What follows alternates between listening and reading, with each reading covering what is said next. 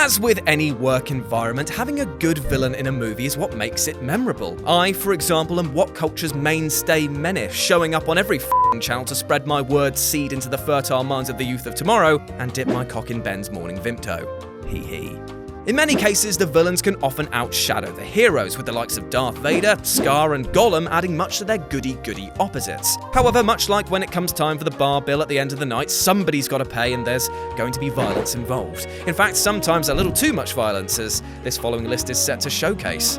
With this in mind, I'm Jules of Whatculture.com, and these are 5 movie villains whose punishments were far too severe. Number 5. The Facility Workers' Cabin in the Woods. This was a strange and brilliant film, wasn't it? A bizarre take on the cliched horror films we've all grown up with, which, despite its odd premise of a manufactured death ritual in order to appease old gods wishing to destroy the planet, felt grounded and funny. This was down mainly in part to the facility workers, whose job it is to kill the cast in the film in order to stave off a global apocalypse. As all the other factions across the world have failed in their task of doing the same, it's down to them to save the world by killing a whore, a jock, and a virgin. Their words, not mine. And you know what?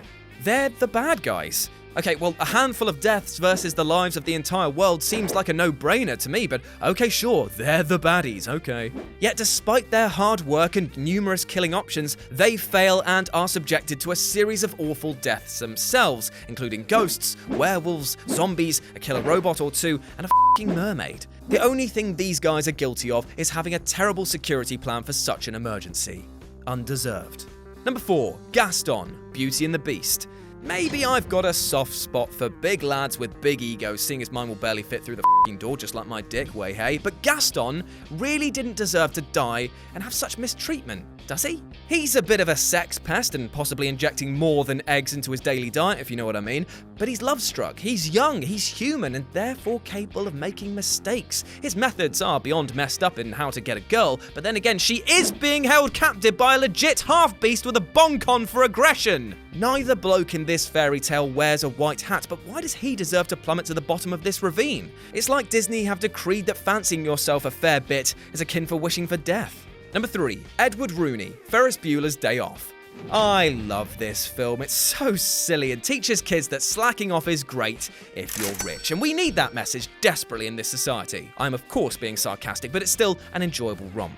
However, alongside Broderick's smug face having the time of his life, we're told a parallel story of suffering in the form of Mr. Rooney. We're shown him getting the shit kicked out of his life by everything and everyone. It's his goddamn job to keep kids in school. It's his responsibility if something goes wrong. If Ferris gets stabbed at that parade, Rooney would be on the chopping block for not taking due care. And what does he get for his troubles? A kick in the face, accused of sexual harassment, is chased by a vicious dog, gets his car towed, and loses his good shoes. A career-ending day for a great, hard-working American. Bueller, I hope you're ashamed. Number 2. Dr. Octopus, Spider-Man 2.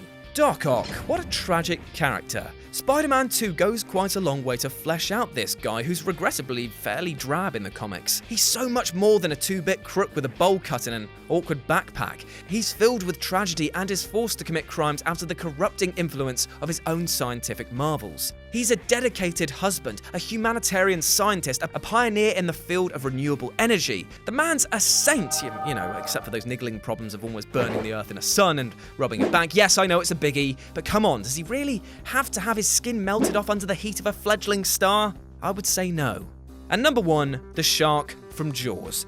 As much hate as Jaws the shark gets for killing men and women and children, has anyone stopped to say, well, it's a shark, isn't it? It's what they do. They eat things. They're not flipping evil masterminds. They're life forms without the sentient concept of morality that are just eating to survive. Having her face blown off with an exploding oxygen tank seems a little unfair to a creature that's just trying to do its day-to-day. And while I would say not swimming at all is as extreme as murdering the beast, it would make sense for the town to make people shark aware a lot more than has been going on. In fact, there's an interesting fan theory that this has actually been going on for years in this town and it's all been covered up, which we actually covered in a previous video. It's pretty good if I'm honest, but then again, I'm just fishing for compliments. Puns, I've got them.